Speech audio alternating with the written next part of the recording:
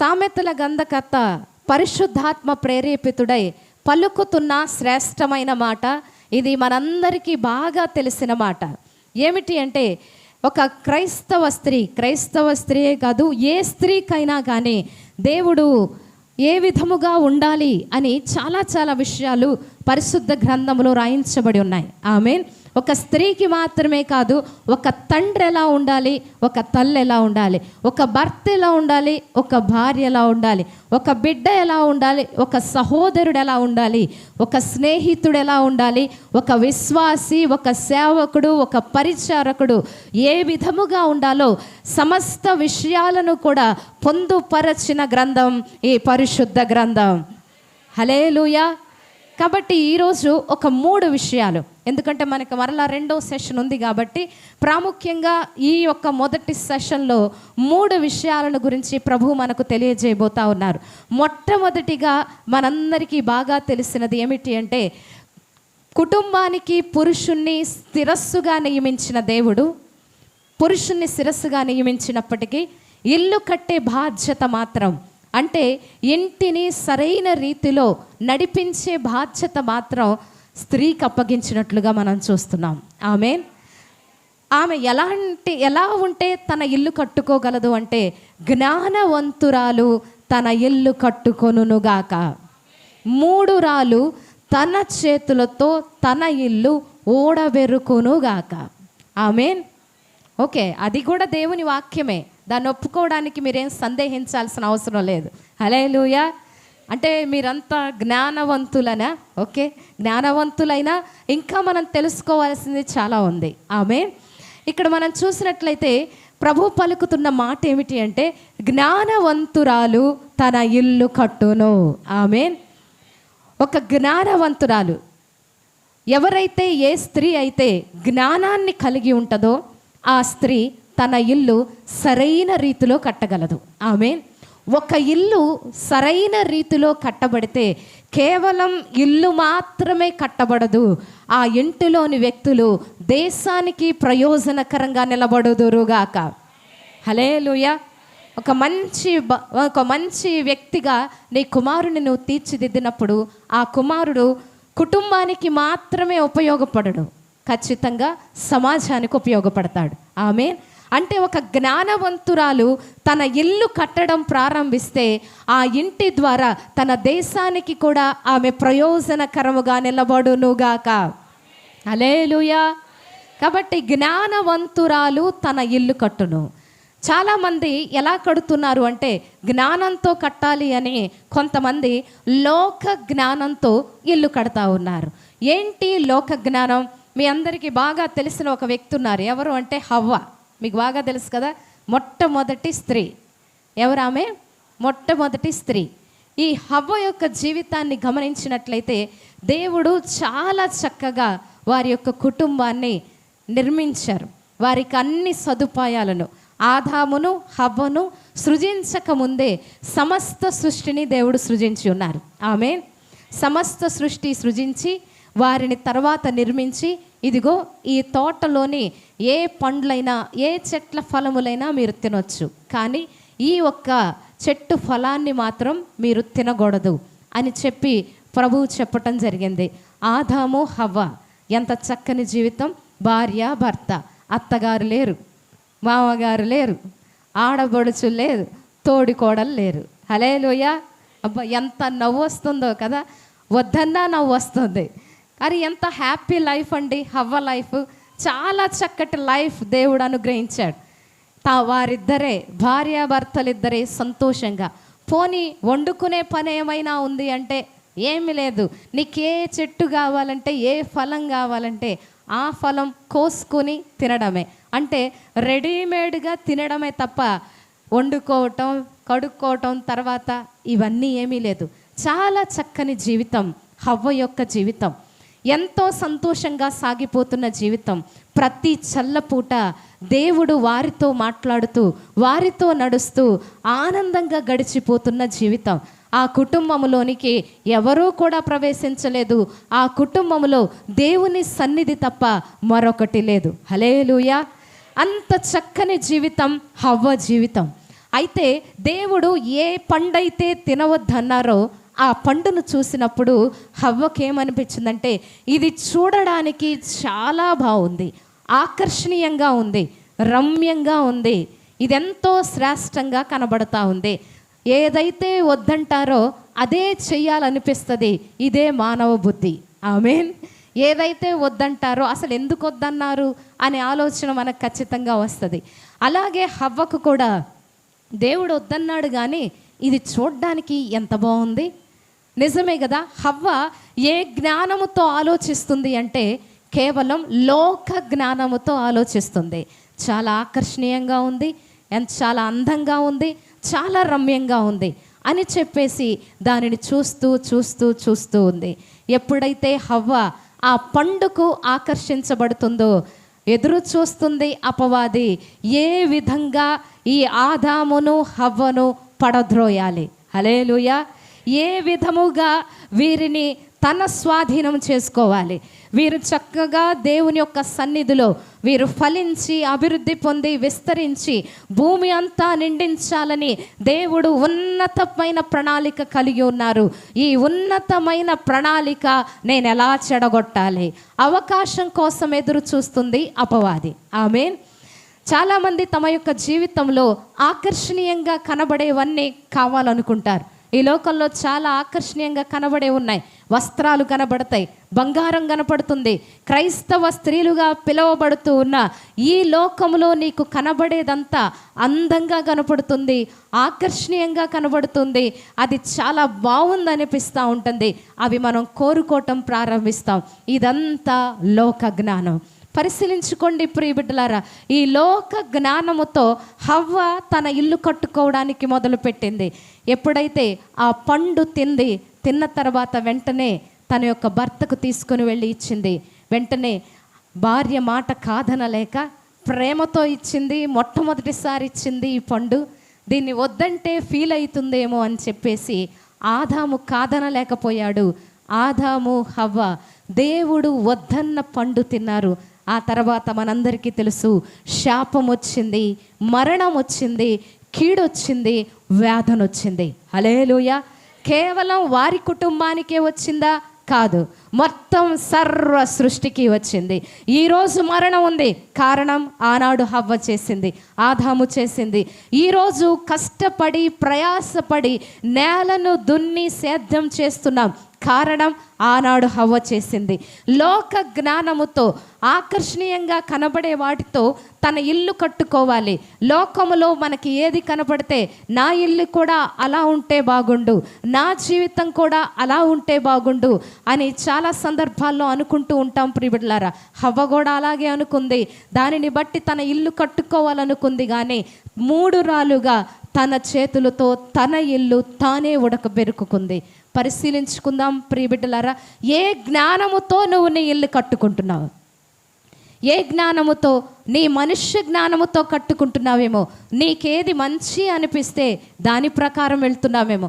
లేకపోతే నీ పక్క వారిని చూసి నేను అలా ఉండాలి అని చెప్పి అటు ఇటు చూస్తూ లోక జ్ఞానముతో మన ఇల్లు కట్టుకుంటున్నామేమో.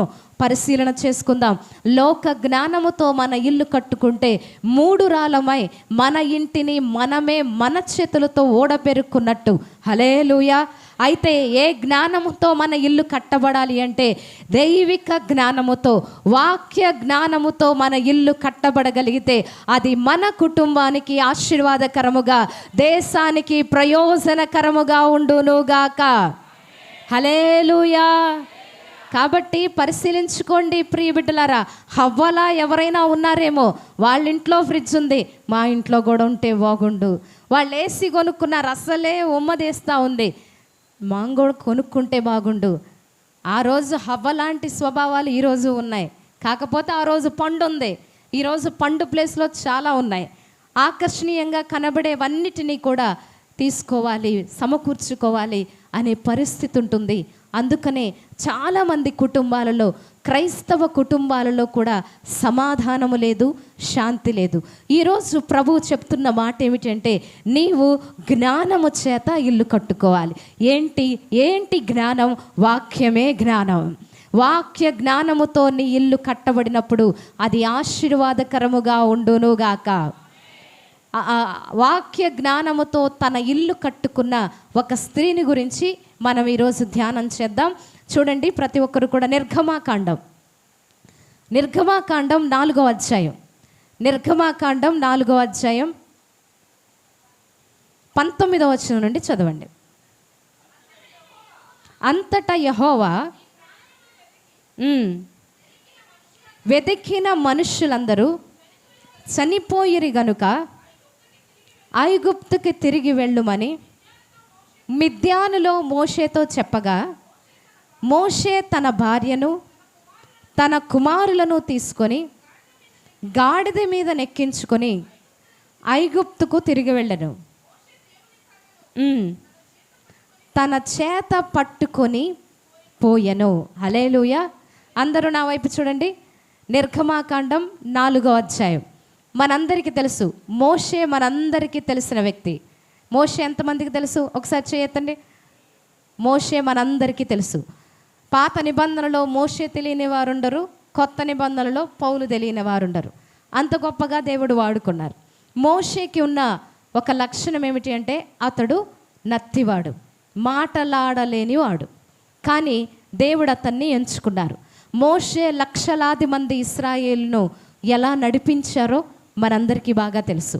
అయితే మోషే అంత గొప్పగా వాడబడడానికి కారణమైన స్త్రీ ఎవరు అంటే, అతని యొక్క భార్య సిప్పోరా.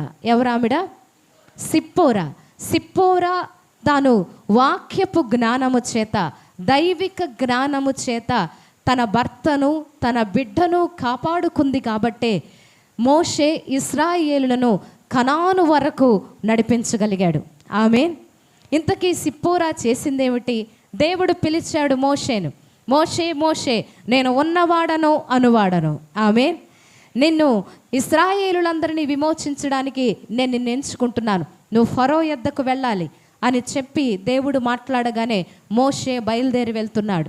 ఎప్పుడైతే దేవుడు మోషేతో మాట్లాడారో మోషే వెంటనే సిప్పోరాకు చెప్తున్నారు, అమ్మ దేవుడు నన్ను పిలుస్తున్నాడు, నేను ఖచ్చితంగా వెళ్ళాలి, నువ్వు కూడా నాతో పాటు రావాలి. సిప్పోరాకున్నదేమిటి అంటే భర్తకు విధేయత చూపటమే. ఆమేన్. మనమైతే అక్కడుంటే ఏమనుకుంటామంటే, నువ్వు నాతోనే సరిగా మాట్లాడలేదు, నువ్వు ఫరో ముందేం మాట్లాడతావు, నీవు నలుగురితోనే సరిగా మాట్లాడలేవు, నువ్వు ఇశ్రాయేలును లేవు నడిపిస్తావు అని ఆమె తక్కువ చేయలేదు. సరికదా, పిలిచినవాడు దేవుడు. ఆమె పిలిచినవాడు నమ్మదగిన దేవుడు. నా భర్తను పిలుస్తూ ఉన్నాడు, నా భర్త పిలుపును నేను వెంబడించాలి అని మోషే యొక్క పిలుపుకు విధేయత చూపి లోబడి సిప్పోరా ముందుకు వెళ్తా ఉంది. ఆమె భార్యను పిల్లలను తీసుకొని మోషే వెళ్తున్నాడు. దేవుడు మాట్లాడుతూ ఉన్నారు, ఇదిగో నిన్ను చంప చూసిన వారందరూ వెళ్ళిపోయారు, ఇప్పుడు నువ్వు వెళ్ళాలి, నేను చెప్పిన చోటికి నువ్వు వెళ్ళాలి అంటే మోషే సిప్పోరా ఇద్దరు కుమారులు బయలుదేరారు. చాలా చక్కగా దేవుని మాట చొప్పున బయలుదేరుతా ఉన్నారు. దేవుడు మాట్లాడుతూనే ఉన్నారు, ఇదిగో మీరు ఐగుప్తుకి వెళ్తున్నారు, వెంటనే ఏమి ఫరో పంపించడు, చాలా సూచక్రియలు జరగాలి, చాలా మహత్కార్యాలు జరగాలి, ఆ తర్వాత మాత్రమే ఈ యొక్క ఫరో ఇశ్రాయేలును పోనిస్తాడు. సరే ప్రభువా, సరే నువ్వెలా చెబితే అలాగే అని మోషే నడుస్తున్నాడు. మోషే వెనక సిప్పోరా నడుస్తుంది. ఆమేన్. ఒకవేళ మీ భర్తలు దేవుని యొక్క వాక్యానికి లోబడిన బిడ్డలై దేవుని యొక్క సన్నిధిలో నిందారహితంగా నడుస్తున్న వారైతే వారిని మీరు క్రమంగా వెంబడించుదురుగాక. వెనక్కిలాగే వారుగా ఉండకూడదు, వారిని ముందుకు నడిపించేవారుగా, వారికి ఎంతగానో సపోర్టివ్గా ఒక బలమైన ఎముకగా మీరు నిలబడినప్పుడు వారిని దేవుడు ఇంకా ఘనంగా వాడుకొనుగాక. మోషే వెనకాల ఎవరు వెళ్తున్నారు? సిప్పోరా వెళ్తుంది. మోషే సిప్పోరా ఇద్దరు కుమారులు చక్కగా వెళ్తూ ఉన్నారు. అలా వెళ్తూ ఉన్నప్పుడు వారు ఒక సత్రము దగ్గర ఆగారు. ఏం జరిగిందో చూడండి ఒకసారి. 24వ వచనం. అతడు పోవు మార్గములో సత్రములో యెహోవా అతనిని ఎదుర్కొని అతన్ని చంప చూడగా సిప్పోరా వాడి గల రాయి తీసుకొని తన కుమారునికి సున్నతి చేసి అతని పాదముల యొద్ద అది పడవేసి, నిజముగా నీవు రక్త సంబంధమైన పెనిమిటి వైతివనను అంతటా ఆయన అతనిని విడిచెను. ఒక్కసారి నా వైపు చూడండి. దేవుని మాట చొప్పునే మోషే వెళ్తున్నాడు. మోషే యొక్క మాట చొప్పునే సిప్పోరా వెళ్తుంది. వారిద్దరూ కలిసి నడుస్తూ వెళ్తా ఉన్నారు. సత్రములో ఆగారు. జరిగింది ఏమిటి అంటే యెహోవా మోషేను చంపజూస్తా ఉన్నారు. ఇదేంటి, పిలిచింది మోషేని దేవుడే కదా వెళ్ళమన్నారు. ఇప్పుడు దేవుడే చంపజూస్తున్నారు. దేవుని యొక్క కత్తి మోషే మీదకి వస్తుంది. దేవుడు పిలిచాడు, దేవుడు నన్ను వెళ్ళమంటున్నాడనే తొందరలో మోషే పరుగులెత్తుకుంటూ వెళ్తున్నాడు, కానీ ఇది గమనించలేదు.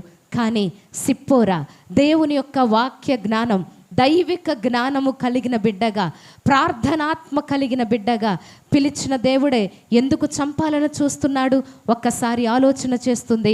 అదిగో దేవుని యొక్క ఉగ్రత నా భర్త మీదకి వస్తుంది. ఎందుకు వస్తుంది ఆలోచిస్తుంది.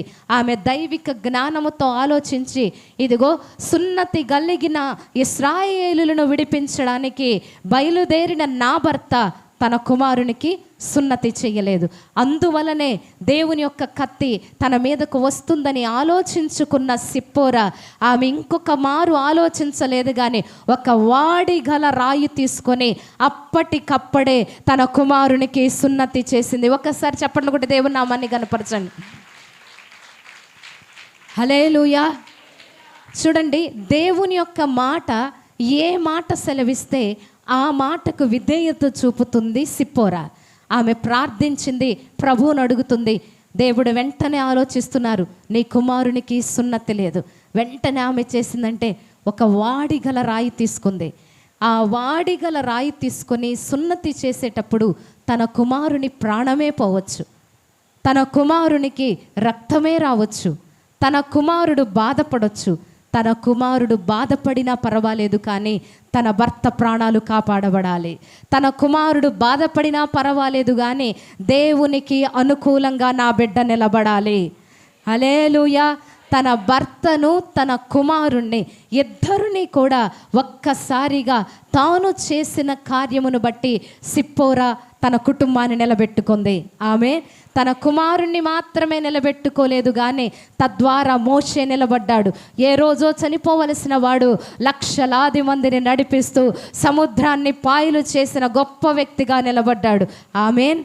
ఆ విధంగా లక్షలాది మందికి ఆశీర్వాదకరంగా నిలబడడానికి కారణం సిప్పోరా. సిప్పోరాని గురించి మనకు తెలిసింది తక్కువే, కానీ సిప్పోరా లేకపోతే మోషే లేడు. కాబట్టి పరిశీలన చేసుకుందాం ప్రియబిడ్డలారా.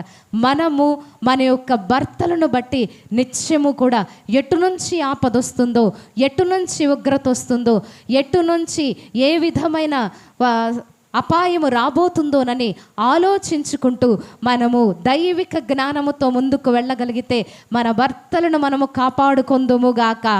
సిప్పోరా వాడిగల రాయి తీసుకున్నట్లుగా నీవు కూడా రెండంచుల వాడిగల ఖడ్గము కంటే పదునైన వాక్యమును పట్టుకొని నీ యొక్క బిడ్డలను, కుటుంబాన్ని రక్షించుకొందువుగాక. హల్లెలూయా. కాబట్టి మనము సిప్పోరాలా ఉండాలి. తన భర్తను బ్రతికించున్న సిప్పోరాలా మన ముందుముగాక. ఇంకొక ఆమె ఉంది, ఆమె పేరు కూడా సిప్పోరాలాగే ఉంటుంది. ఆమె ఎవరు? సప్పీరా. అందరూ మాట్లాడండి, ఎవరు ఆమె? సప్పీరా. వీళ్ళకొక పొలం ఉంది. అననీయ, సప్పీరా, వీళ్ళకొక పొలం ఉంది. ఏమనుకున్నారు అంటే అందరూ పొలం అమ్ముతున్నారు, అందరూ పరిచర్యకి చేస్తున్నారు. అననీయ, సప్పీరా ఇద్దరు మాట్లాడుకుంటున్నారు. అననీయ అంటున్నాడు, సప్పీరా అందరూ పొలం అమ్ముతున్నారు, మనం కూడా పొలం అమ్ముదాం. అందరూ పరిచర్యకి చాలా ఇస్తున్నారు, మనం కూడా ఇద్దాం. సప్పీరా అంటుంది, అవునా అండి, సరేనండి, మన పొలం అమ్ముదాం. అలాగే ఇద్దరు మాట్లాడుకొని పొలం అమ్మారు. ఏం చేశారు? పొలం అమ్మారు. విషయం ఏమిటి అంటే వాళ్ళు అనుకున్న రేటు కంటే ఎక్కువ వచ్చింది. పొలం 5 లక్షలు వచ్చింది అనుకుంటే ఎంత వచ్చింది? 10 లక్షలు వచ్చింది. అరే డబ్బు చూడగానే అరే ఎక్కువ వచ్చింది కదా, ఎంతైనా మొత్తం దేవునికేగా ఇచ్చేది, కొంచెం దాచుకుందాం. ఏం చేద్దాం? కొంచెం దాచుకుందాం, మిగతా మొత్తం దేవునికే ఇద్దాం, కొంచెం దాచుకుందాం. అననీయ అంటున్నాడు, కొంచెం దాచుకుందాం, పిల్లలు ఉన్నవాళ్ళు పెద్దవాళ్ళు అవుతున్నారు, మళ్ళీ వాళ్ళ హాస్టల్కి పంపించాలి అనుకున్నారో ఏమో. ఏమనుకున్నాడు అననీయ, కొంచెం దాచుకుందామా. సప్పీరా కూడా ఏం చేస్తుంది, అవునండి నిజమేనండి, నేను కూడా ఎప్పటి నుంచో చెవులు చేయించుకోవాలనుకుంటున్నా, కొంచెం దాచుకుందాం అని దేవునికి మొక్కుబడి చేసిన తర్వాత వారేమనుకున్నారు అంటే దానిలో కొంత దాచుకున్నారు. అననీయ సప్పీరా ఏకీభవించారు దేవుని మోసపుచ్చడానికి. దాని వలన ఆ కుటుంబమే పతనమైపోయింది. అననీయ అక్కడికక్కడే పడి చనిపోయాడు, సప్పీరా అక్కడికక్కడే పడి చనిపోయింది. తన భర్తను కోల్పోయింది, తన ప్రాణాలను కోల్పోయింది సప్పీరా. కానీ సిప్పోరా తనను, తన భర్తను, తన కుమారుణ్ణి కాపాడుకుంది సిప్పోరా. ఆమేన్. ఈరోజు నీవు కూడా దైవిక జ్ఞానముతో నీ ఇల్లు కట్టుకోవాలి. నీ జ్ఞానంతో నీ ఇల్లు కట్టుకోకూడదు. నాకు ఇలా అనిపిస్తుంది, వాళ్ళు అలా చెప్పారు. చాలామంది ఏం చేస్తారంటే అందరూ చెప్పిందంతా వింటుంటారు, అందరూ చెప్పిందంతా విని తమ ఇల్లు కట్టుకోవాలనుకుంటున్నారు. ఆ లోక జ్ఞానముతో నీ ఇల్లు కట్టబడదు, దైవిక జ్ఞానముతో మాత్రమే మన ఇల్లు కట్టబడునుగాక. మన మందిరానికి, విసన్నపేట మందిరానికి ఒక చెల్లి వస్తుంది. సాక్ష్యం వినండి. ఒక చెల్లి వస్తుంది అన్నమాట. వివాహమైంది. వివాహమైన తర్వాత తన భర్త తనని ఎంతగానో ఇబ్బంది పెడుతున్నాడు, బాగా డ్రింక్ చేస్తూ ఉన్నాడు, ఇబ్బంది పెడతా ఉన్నాడు. ఇక తన ఇంటి వారంతా చెబుతున్న మాట ఏమిటంటే, నువ్వు వచ్చేయి, ఎందుకు అన్ని ఇబ్బందులు నువ్వు ఎందుకు పడాలి, నిన్ను పద్దాకా కొడుతున్నాడు కదా, నువ్వు వచ్చేసేయి అని ఆ అమ్మాయికి చెప్తా ఉన్నారన్నమాట. ఆ అమ్మాయి అప్పుడే నాకు ఫోన్ చేసింది. ఆ చెల్లి ఫోన్ చేసి, అక్క ఇదిగో చాలా ఇబ్బంది పెడతా ఉన్నారు, నా తల్లిదండ్రులు, నా బంధువులు ఏమంటున్నారంటే నువ్వు వచ్చేసాయి, అక్కడ నువ్వు ఉండలేవు అని చెప్పేసి చెప్తున్నారక్క. అంటే నేను ఒకటే మాట చెప్పాను, లేదమ్మా నువ్వు అక్కడే ఉండాలి, అక్కడే ఉండి దేవునికి మొరపెట్టు, ఖచ్చితంగా నీ భర్తను దేవుడు మారుస్తాడు. ఆమేన్. కానీ అప్పుడే దేవుని సన్నిధికి వస్తుందిగా, అంత తొందరగా మాట వినరు కదా. మన జ్ఞానం కొంత పని చేస్తుంది. అరే వాళ్ళంతా నా బంధువులు, వాళ్ళంతా నాకెంతో ఆత్మీయులు అని చెప్పి వాళ్ళ మాట విని తన ఇంటికి వచ్చేసింది. ఇంటికి వచ్చేసిన తర్వాత మొదలయ్యింది, ఇంటి దగ్గర నిందించడం మొదలుపెట్టారు, ఇంటి దగ్గర ఎంతగానో ఇబ్బంది పెట్టడం మొదలుపెట్టారు. తన భర్త ఫోన్ చేస్తూ ఉన్నాడు, నువ్వు రామ్మా అని. వెంటనే మళ్ళీ అప్పుడు ఫోన్ చేసింది, అక్క నన్ను ఏం చేయమంటారు, నేను అప్పుడే చెప్పాను నువ్వు నీ భర్త దగ్గరే ఉండు, ఇప్పుడు కూడా మళ్ళీ చెప్తా ఉన్నాను, నీ భర్త రమ్మంటే మాత్రం ఖచ్చితంగా నీ భర్త దగ్గరకు వెళ్ళిపో, ఎవ్వరిని గురించి ఆలోచించొద్దు, నీ భర్తతో నీ ఉండని చెప్పినప్పుడు ఆమె అప్పుడు ఇది దేవుని మాటగా స్వీకరించి తన భర్తతో ఇబ్బంది ఉన్న, కష్టమైన, ఇరుకైన నా దేవుడు నాకు తోడై ఉంటాడు, దేవుని యొక్క సేవకుల ద్వారా పలికిన మాట ఇది అని చెప్పి అప్పుడు అందరూ వద్దంటున్నా సరే దేవుని మాటకు లోబడి తన భర్త దగ్గరకు వెళ్ళింది. హల్లెలూయా. ఒకసారి చెప్పండి కొట్టి దేవుని నామాన్ని ఘనపరచండి. ఆమె ఎప్పుడైతే తన భర్త దగ్గరకు వెళ్ళిందో ఇప్పుడు వారు చాలా సంతోషంగా హైదరాబాద్లో ఉన్నారు. అందును బట్టి దేవునికే సమస్త మహిమ ఘనత కలుగునుగాక. కాబట్టి పరిశీలించుకుందాం ప్రియబిడ్డలారా. ఈ రోజుల్లో ప్రతి స్త్రీ కూడా వాక్యం వింటున్నప్పటికీ కూడా, ప్రార్థన చేస్తూ ఉన్నప్పటికీ కూడా దేవుని యొక్క జ్ఞానము చేత, వాక్యపు జ్ఞానము చేత, వాక్యములో దేవుడు ఏం సెలవిచ్చారో ఆ జ్ఞానముతో తన ఇల్లు కట్టుకోవట్లేదు, కానీ తన సొంత జ్ఞానముతో, సొంత ఆలోచనలతో అందరికీ అవకాశం ఇస్తూ ఇల్లు కట్టుకుంటున్న పరిస్థితి ఉంది. అందుకే తమ చేతులతో తామే ఇల్లు ఓడబెరుకుంటున్నారు. ఈరోజు ప్రభువు పలుకుతున్న మాటను బట్టి మన ఇల్లు దైవిక జ్ఞానము చేత కట్టబడునుగాక. కాబట్టి మన ఇల్లు కట్టబడాలి అంటే జ్ఞానం ఉండాలి, వాక్య జ్ఞానం ఉండాలి. రెండవ మాట చూడండి ఒక్కసారి, 1 పేతురు పత్రిక 3వ అధ్యాయం, 1 పేతురు పత్రిక 3వ అధ్యాయం 1-2 వచనాలు చదవండి. అటువలే స్త్రీలారా మీరు మీ స్వపురుషులకు లోబడి ఉండుడి,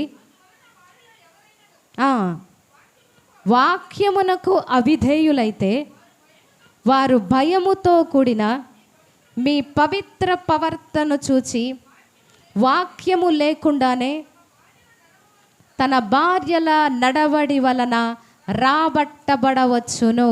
హల్లెలూయా. మొట్టమొదటిది దైవిక జ్ఞానం మనకు ఉండాలి. రెండవది పవిత్రమైన ప్రవర్తన ఉండాలి. ఏంటది? అందరూ మాట్లాడాలి. పవిత్రమైన ప్రవర్తన. ఇక్కడ చాలా ఒక ఆశ్చర్యకరమైన మాట ఉంటుంది. ఏమిటి అంటే, స్త్రీలారా మీరు మీ స్వపురుషులకు లోబడి ఉండుడి, అందువలన వారిలో ఎవరైనా వాక్యమునకు అవిధేయులైతే, ఒకవేళ నీ భర్త వాక్యమునకు అవిధేయులైతే మీ పవిత్ర ప్రవర్తనను చూసి, మీ ప్రవర్తనను బట్టి వాక్యము లేకుండానే వారిని రాబట్టుకోవచ్చు. ఆమె మీరేం వాక్యం చెప్పాల్సిన అవసరం లేదు వాళ్ళకి. మీ పవిత్ర ప్రవర్తనను బట్టి వారు దేవుని సన్నిధిలో నిలబడుదురుగాక. కాబట్టి మంచి ప్రవర్తనను మనం కలిగి ఉందుముగాక. మంచి ప్రవర్తన, సత్ప్రవర్తన, పవిత్రమైన ప్రవర్తన, అటువంటి ప్రవర్తన ఎంత కఠినులనైనా మార్చునుగాక. హల్లెలూయా. ఒక స్త్రీ ఎప్పుడు కూడా నిత్యము కూడా, ఆమె పేరు మరియమ్మ అన్నమాట, నిత్యం ప్రార్థన చేస్తూ ఉంటుంది. మందిరంలోకి వచ్చి ఎప్పుడు కన్నీటితో ప్రార్థన చేస్తుంటుందంట. అయ్యా నా భర్త మార్చబడాలి, నా భర్త మార్చబడాలి. ఎప్పుడు చూసినా కన్నీరు. దైవజనులు కనిపిస్తుంది, ఈమె ఎంత కన్నీరు కారుస్తుందో, ఎంత కన్నీరు కారుస్తుందో, ఈ భర్త మారొచ్చు కదా అని చెప్పి ఆయన కూడా అనుకుంటా ఉన్నారు, దైవజనులు కూడా.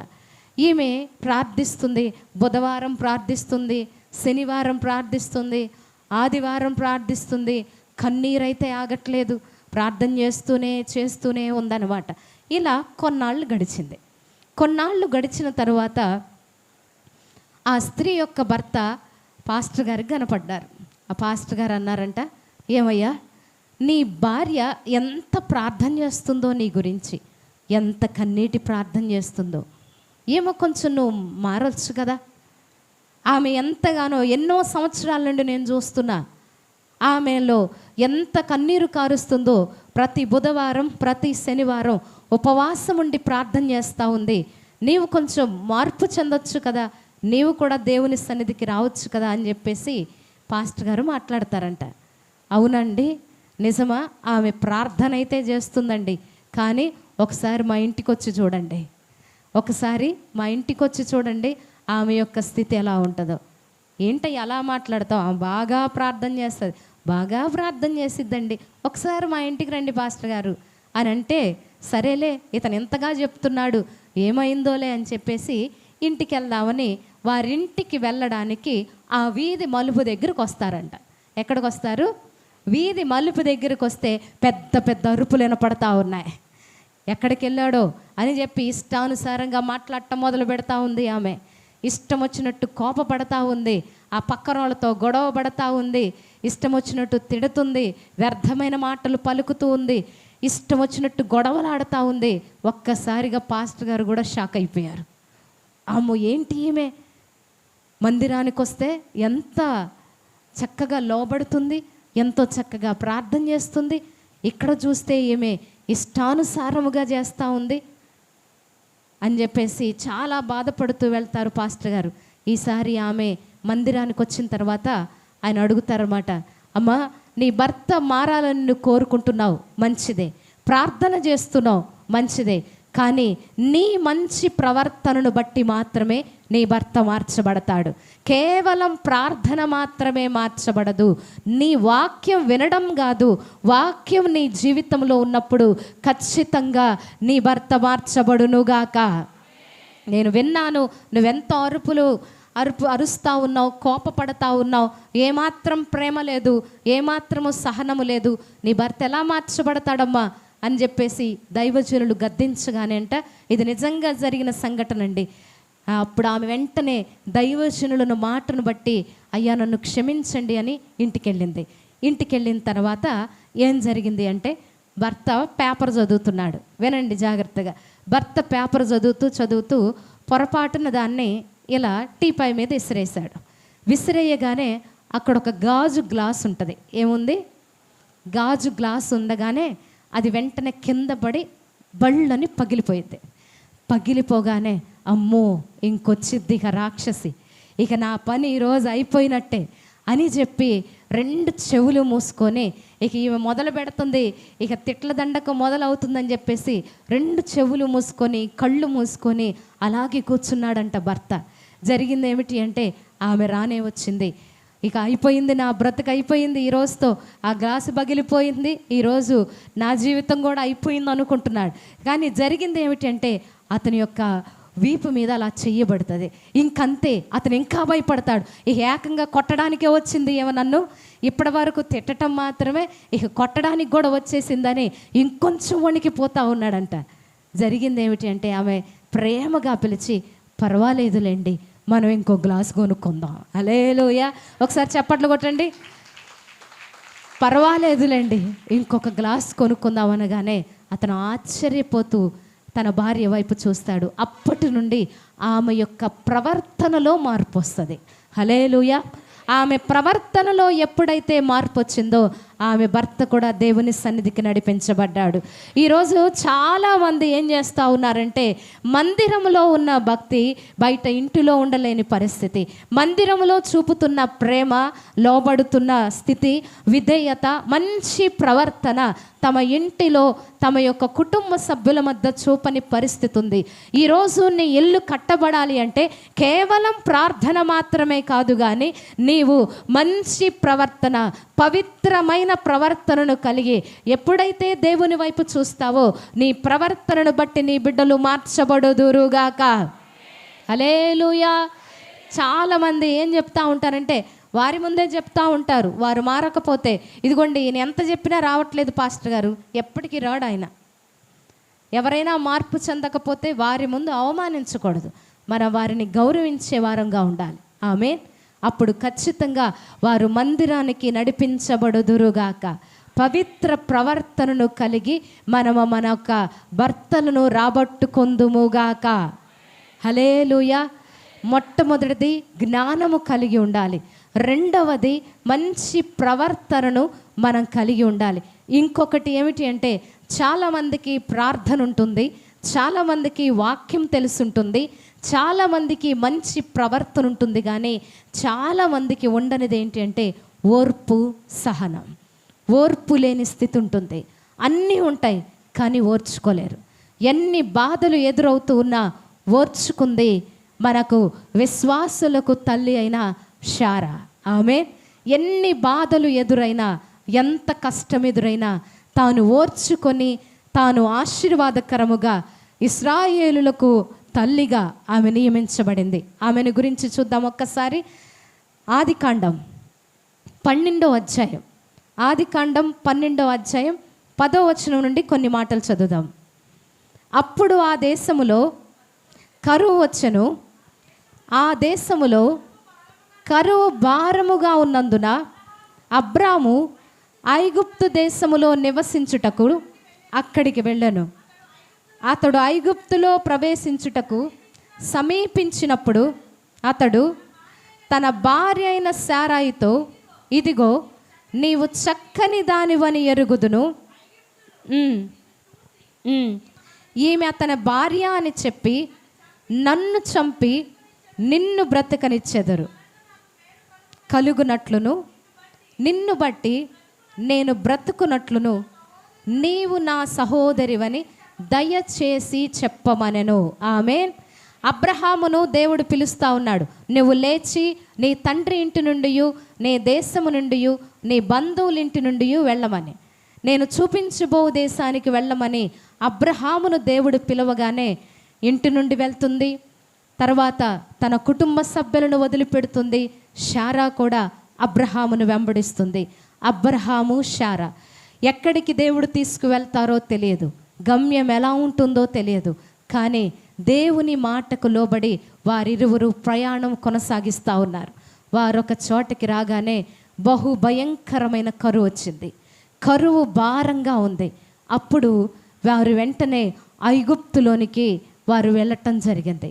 ఐగుప్తులో ఉన్న వారికి ఉన్న సాంప్రదాయం ఏమిటి అంటే ఐగుప్తు రాజైన ఫరో ఎవరైనా అందమైన వారు కనబడగానే వారు అంతఃపురానికి తీసుకొని వస్తారు, భార్యలుగా చేసుకుంటారు.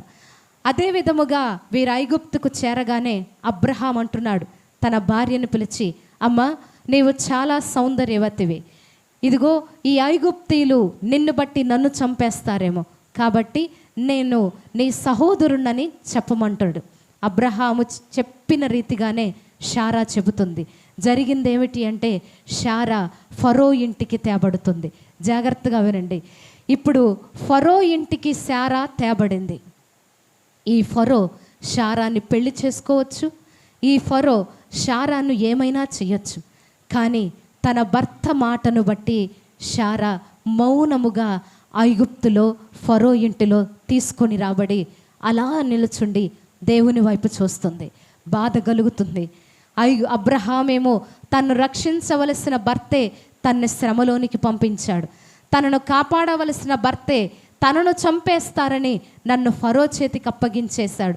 ఇప్పుడు తనను కాపాడేవారెవరు లేరు, తన్ను రక్షించేవారెవరూ లేరు. ఇప్పుడు ఏం చెయ్యాలి?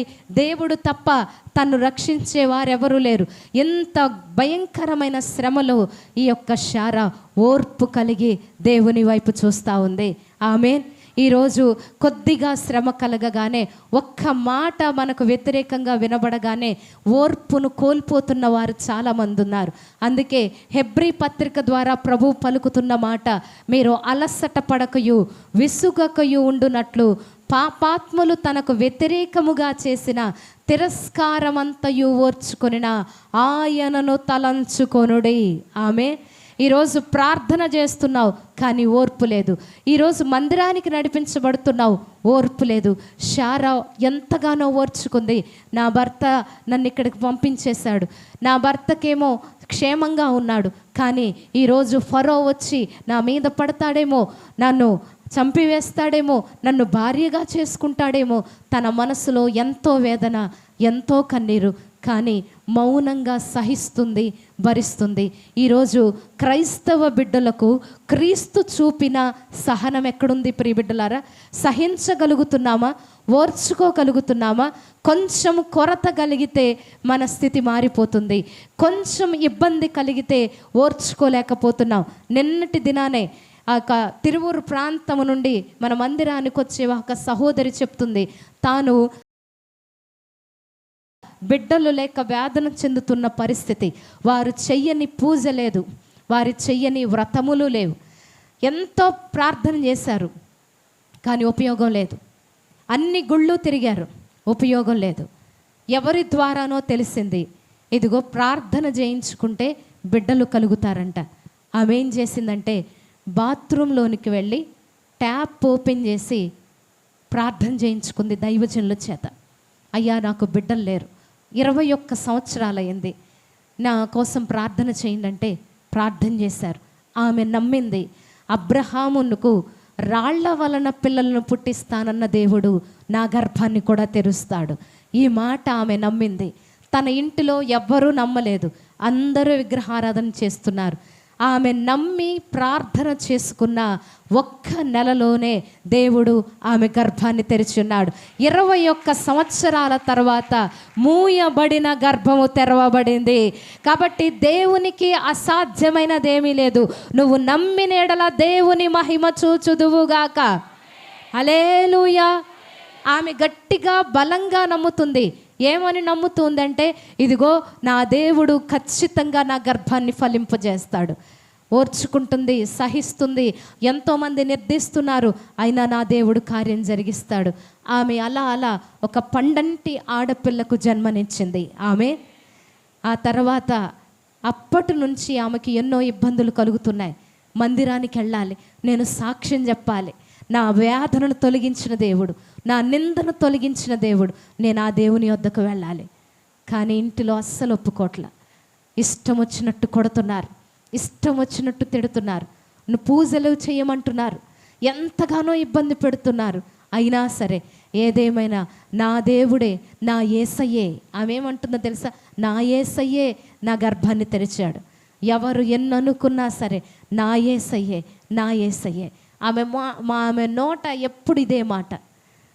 సరే ఎలాగోలా వాళ్ళు ఎంత ఆశ ఉంటుందో తెలుసా ప్రియ బిడ్డలారా? వారికి మందిరానికి ఆదివారం రావడానికి ఏమాత్రం అవకాశం ఉండదు. వాళ్ళు ఏం చేస్తారు అంటే, ఏదైనా పని మీద విసన్నపేట వస్తే అప్పుడు వెంటనే పరిగెత్తుకుని వచ్చి మందిరానికి వచ్చేవాళ్ళు. వచ్చి ఎంత ఆశో ఆ కొద్ది సమయంలోనే ఉన్న పరిచర్య అంతా చేసి ఎంతో సంతృప్తిగా ప్రార్థన చేసుకుని వెళ్ళేవాడు. ఆమె వారికి అందుబాటులో లేదండి, కానీ వారికి అంత ఆశ. ఈరోజు మనకు ఆటంకాలు లేవు, నువ్వు మందిరానికి రావడానికి కానీ పరిచర్య చేయడానికి కానీ నీకు ఆటంకాలు లేవు. కానీ ఎంతమంది పరిచర్యకు ముందుకు రాగలుగుతూ ఉన్నారు? నేనేం చేయగలను, బలహీనులం అనుకుంటున్నాము, కానీ బలహీనులైన స్త్రీలనే దేవుడు బలంగా వాడుకున్నారు. ఆమె ఒక మగ్దలేని మరియను తన యొక్క పునరుద్ధానాన్ని గురించి ప్రకటించమని పంపించారు. హల్లెలూయా. ఈ విధముగా దేవుడు బలహీనులైన స్త్రీలను బలమైన ఘటాలుగా వాడుకున్న సందర్భం ఉంది. కానీ ఈరోజు నేనేం చెయ్యలేను, నా వల్ల కాదు అని ఎక్కడికక్కడ కృంగిపోయిన పరిస్థితి మన జీవితాల్లో ఉంది. కానీ ఈమెం చేస్తుందంటే కొద్దిగా అవకాశం దొరకగానే మందిరానికి రావటం, పరిచర్య చేయటం. తన భర్తకు తెలిసిందా, పడేసి కొట్టేవాడు. నిన్నటి దినాన ఆమె చెప్తా ఉంది, అమ్మా మేము బాగా ప్రార్థన చేస్తూ ఉన్నాం, నా భర్త బాగా తిట్టి నా మీద ఉమ్మి వేశారమ్మా అని చెప్పి. నేను ఒక్కసారిగా నా గుండె జల్లుమంది. ఉమ్మి వేశారమ్మా, నిజమండి. నిన్నటి దినానే, ఈరోజు మీకు చెప్పడానికేనేమో నిన్నే నాకు దేవుడు తెలియజేశాడు. ఆమె ఉమ్మి వేశాడమ్మా, నన్ను కొట్టి ఉమ్మి వేశాడు. నాకు డౌట్ వచ్చింది, అమ్మా మరి నువ్వు మాట్లాడుతున్నావా? జనరల్గా వస్తుందిగా, ఈరోజు మనల్ని ఎవరైనా తిట్టారనుకో మంచం అరిగిపోద్ది, అవునా? అలకతో మంచం అరిగిపోయిద్ది, ముఖం మారిపోయిద్ది, అవునా కాదా? ఎన్ని రోజులు పట్టిద్దో మళ్ళీ ఆ అలక పానుపు దిగడానికి. హల్లెలూయా. కానీ నేను అడుగుతున్నాను, అమ్మ నువ్వు మాట్లాడుతున్నావా, మళ్ళీ మాట్లాడుతున్నావా అంటే, అమ్మ నేను మళ్ళీ మాట్లాడుతున్నా, ఎందుకంటే యేసుక్రీస్తు అంతటి మారి మీదే ఉమ్మి వేశారు. నేనెంత? హల్లెలూయా. ఆమె ఎవరిని తలంచుకుంటుంది? యేసుక్రీస్తును తలుచుకుంటుంది. అంత గొప్ప దేవుడు, అంత సర్వాధికారి, ఆకాశమును భూమిని సృజించిన దేవుడే మన కొరకు సహిస్తే మనము సహించలేమా అని ఆమె ప్రభువును తలచుకొని శ్రమను సహిస్తూ ఉంది. హల్లెలూయా. ఒకసారి చప్పట్లు కొట్టి దేవుణ్ణి ఘనపరచండి. ఆకాశ గగనాలను నీ జానతో కొలిచితివే, ఆకాశ గగనాలను నీ జానతో కొలిచితివే. శూన్యములో ఈ భూమిని, శూన్యములో ఈ భూమిని వేలాడదీసిన నా యేసయ్యా, వేలాడదీసిన నా యేసయ్యా, నీకే వందనం, నీకే వందనం, నీకే వందనం, నీకే వందనం. నజరేయుడా నా యేసయ్యా, ఎన్ని యుగాలకైనా ఆరాధ్య దైవము నీవేనని గణమెత్తి నీ కీర్తి నే చాటెదా. నజరేయుడా నా యేసయ్యా, అగాధ సముద్రాలకు నీవే ఎల్లలు వేసితివే, అగాధ సముద్రాలకు నీవే ఎల్లలు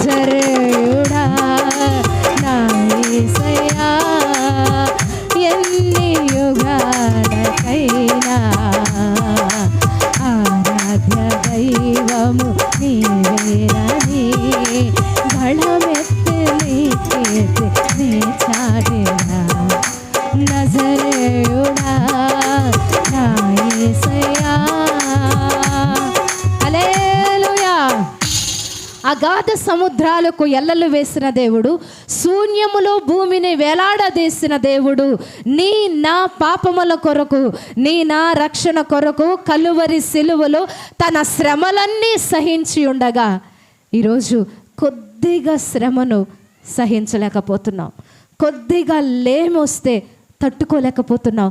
పరిశీలన చేసుకుందాం ప్రియబిడ్డలారా. జాయిస్ మేయర్ అని ఒక గొప్ప దైవజనురాలు, ఇప్పటికీ ఆమె బహుబలంగా వాడబడుతున్న దైవజనురాలు. ఆమె యొక్క సాక్ష్యం ఏమిటి అంటే, చాలా చిన్న వయసులోనే తన తండ్రి చేతే భయంకరముగా అత్యాచారం చేయబడిన స్త్రీ. అయితే ఆ తర్వాత దేవుడు రక్షించుకున్నారు, వివాహం అయిపోయింది. వివాహమైన తర్వాత ఆమె ఎంతగా దేవుని మీద ఆధారపడిందంటే, ప్రతి చిన్నదానికి దేవుణ్ణి అడిగేది, ప్రతి చిన్నదానికి దేవుని స్వరం ఆమె వినేది. ఆమేన్. ఒకరోజు ఆమెకు 2 బిడ్డలు ఉన్నారనమాట. స్కూల్ టైం, ఉదయం. మనం ఉదయకాల సమయంలో చేసే పోరాటం ఏ యుద్ధంలో అన్నా చేస్తే గెలుపు మనదే.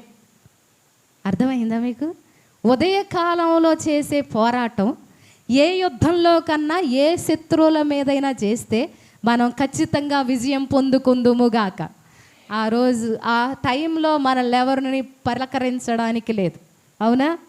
ఏంటి, 2 పిల్లలకే. ఈరోజు నేను పెద్ద పోరాటమే చూసి వచ్చా ఇక్కడ రావడానికి. మాకిద్దరు పిల్లలు ఉంటే దేవుడు మాకిచ్చిన ఇంకొంతమంది పిల్లలు ఉన్నారు. ఆమె దగ్గర ఒక 10-15 మంది మన CFCలో ఉంటారు. ఆమె వారందరికీ కూడా అందించవలసినవన్నీ అందించే నేను ఈరోజు వచ్చా. ఆమె కాబట్టి పెద్ద పోరాటమే. జాయిస్ మేయర్ తాను దేవుణ్ణి నమ్మిన తర్వాత, దేవునికి చాలా సమీపంగా ఉన్న తర్వాత ఉదయకాల సమయంలో పిల్లల్ని రెడీ చేస్తుందంట. రెడీ చేస్తుంది, వంట చేస్తుంది, పిల్లలు ఏడిపిస్తూ ఉన్నారు. భర్త చూస్తే కాలు మీద కాలు వేసుకొని పేపర్ చదువుతున్నాడు. ఏం చేస్తున్నాడు? ఇంట్లో మీకు రోజు కనపడేదేగా.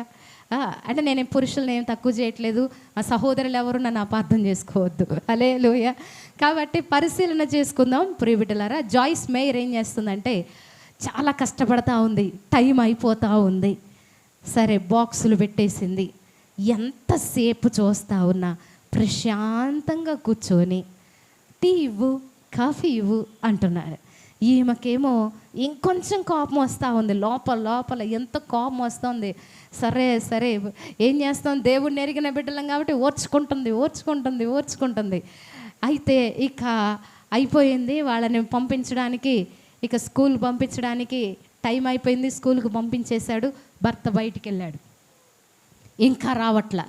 ఇక ఆమెకి చాలా కోపం వచ్చేసి ఇంటికి రాని అసలు నేను ఎంత కష్టపడతా ఉంటే అసలు అర్థం కావట్లేదా, నా బాధ అర్థం కావట్లేదా ఏంటి ఇతనికి అని చెప్పి ఇంటికి రావటం ఆలస్యం, నేను ఖచ్చితంగా గొడవ పెట్టుకోవాలి అని ఒక మంచి తీర్మానం చేసుకొని మంచి కోపంతో ఉందన్నమాట. డోర్ మోగింది. ఎలా ఉంది జాయిస్ మేయర్? మంచి కోపంతో ఉంది. డోర్ తీయటం ఆలస్యం, ఇక మొదలు పెట్టాలనుకుంది. సరే అని అలా డోర్ తీయడానికి వెళ్తుంది. ఇది నిజమైన సంఘటన, ఆమె సాక్ష్యం అనమాట. ఈ జాయిస్ మేయర్ అలా డోర్ తీయడానికి వెళ్తున్నప్పుడు ఆ గడి ఇలా తీయబోయేటప్పుడు దేవుని స్వరం వింటుంది. ఏమనంటే, షట్ యువర్ మౌత్, నీ నోరు మూసుకో. నిజమండి ఇది. తను అంత దగ్గరగా ఉండేది దేవునికి. షట్ యువర్ మౌత్, నీ నోరు మూసుకో. ఎంత కోపం ఉంది, పళ్ళు నోరుతా ఉంది అనమాట. పళ్ళు కూడా అరిగిపోయేటట్టు ఉంది, అంత కోపంతో ఉంది. ఆమె ఏం చేస్తూ ఉంది, ఇక మొదలు పెట్టాలి, ఇక స్టార్ట్ చేద్దాం.